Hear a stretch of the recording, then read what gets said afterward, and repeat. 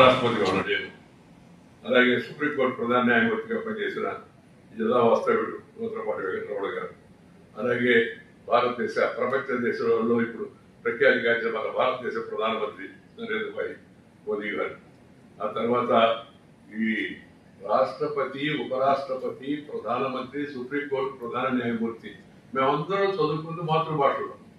మరి ఎక్కడితో చేరాం కదా, ఎక్కడికన్నా పైకి పోవడానికి ఎక్కడికైనా పైకి పోవడం అక్కడికి పోవాలి. అక్కడ ఆయన చెప్పాడు ఆల్రెడీ ఏ భాషలో వచ్చినా తీసుకుంటాను తప్పనిసరిగా, మీకు అడ్మిషన్ ఫ్రీ అయింది, మీకు టైం అయిపోతే అడ్మిషన్ ఫ్రీ అని చెప్పాడు.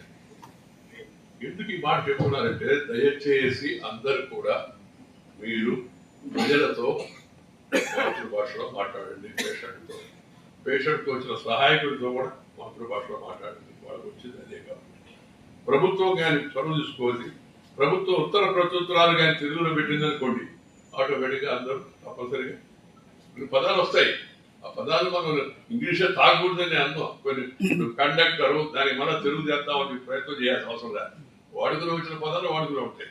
కానీ మామూలు మిగతా విషయాలు అయితే డాక్టర్ని వైద్యుడనే అనబడ్డా, డాక్టర్ అన్నా కూడా ఇబ్బంది లేదు. ఎందుకంటే డాక్టర్ తెలుగులో కలిసిపోయింది. డాక్టర్ కూడా తెలుగులో కలిసిపోయాడు, యాక్టర్ కూడా తెలుగులో కలిసిపోయాడు, ట్రాక్టర్ కూడా తెలుగులో కలిసిపోయింది. వీటన్నింటి మన కొత్త పదాలు వెతికి తీసుకోవాలి అట్లనే చెప్పడం లేదు. మామూలుగా మనం మన భాషలో మాట్లాడుతున్నాం. ఒకటి తర్వాత మీరు చాలా మంది తెలిసి ఉంటుంది, జెకోస్లోవేకియా, చైనా, జపాన్, జర్మనీ, ఫ్రాన్స్, ఈ దేశాల్లో టెక్నికల్ కోర్సులన్నీ వాళ్ళ భాషలో ఉంటాయి. చాలా మందికి ఈ విషయం తెలదు. చాలా దేశాల్లో వాళ్ళ మాతృభాషలో ఉంటాయి టెక్నికల్ కోర్సెస్, ఇంజనీరింగ్, మెడిసిన్ కూడా, సైన్స్ అండ్ టెక్నాలజీ కూడా. సైన్స్ టెక్నాలజీ చాలా ముందుకెళ్ళిపోతుందండి. ఏఐ వస్తుంది. మనం ఇంకా వెనకబడిపోయి వెంకయ్యనాయుడు చెప్పినట్టుగా తెలుగులో మాట్లాడుకుంటే రావు. ఏఐ వచ్చినప్పుడు ఏఐ తెలుగు రాదా? చూడండి, తెలుగు వస్తుంది రాబోయే రోజుల్లో. తెలుగు కూడా ఆటోమేటిక్ వస్తుంది. తెలుగు మనం మాట్లాడడం మొదలు పెడితే ఏది గిరాకీ ఉంటే దాంట్లోకి వస్తాయి. గిరాకీ అంటే డిమాండ్. కాబట్టి ఒకటి మోడీ గారు నేను మాట్లాడుతున్నాం కొంతకాల క్రితం మాట్లాడు